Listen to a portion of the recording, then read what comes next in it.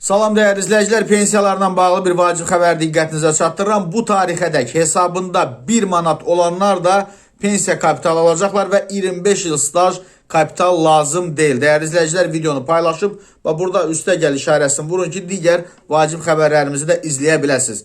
Əmək pensiyaları haqqında qanuna edilən yeni dəyişikliklərə əsasən güzəştli şərtlərlə pensiyaya çıxan bir sıra vətəndaşın, o cümlədən çoxuşaqlı anaların güzəş müddətində pensiyaları dövlət büdcəsindən ödəniləcək.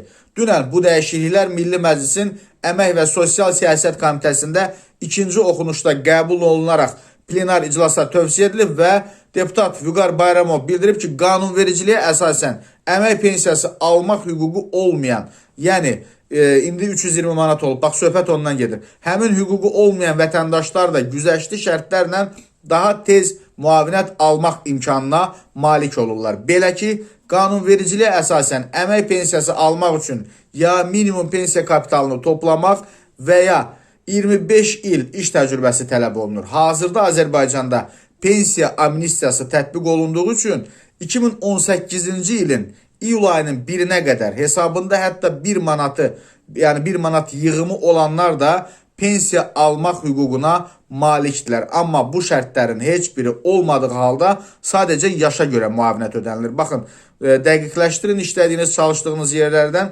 2018-ci ildən gedir söhbət. 18-ci ilin iyulun 1-nə qədər hesabınızda hətta 1 manatınız varsa, yəni minimum əmək pensiyası ala bilərsiniz, 320 manat. Və digər vacib məqam, sosial müavinətlər haqqında qanuna əsasən 5 və daha çox uşağı olan qadınların, uşaqların 8 yaşına qədər sağ olması şərti ilə yaş həddi 5 il azaldılmaqla yaşa görə müavinət təyin olunur. Yəni, həmin analar 59 yaşında sözü gedən müavinəti almağa başlayırlar. Eyni zamanda əlilliyi müəyyən edilmiş uşağı olan qadınların, uşaqların 8 yaşına qədər sağ olması şərti ilə müavinət almaq deməli yaş həddi 5 il azaldılır. Göründüyü kimi əmək pensiyaları hüququ kimi güzəştli şərtlərlə yaşa görə müavinət də 5 il daha tez təyin olunur. Dəyərli izləyicilər, xüsusən bu 1 manat məsələsi ki var 2018-ci ilin iyulun 1-nə qədər. Bax, o məqamı işlədiyiniz, çalışdığınız yerləri mühasibatlıqları ilə dəqiqləşdirin.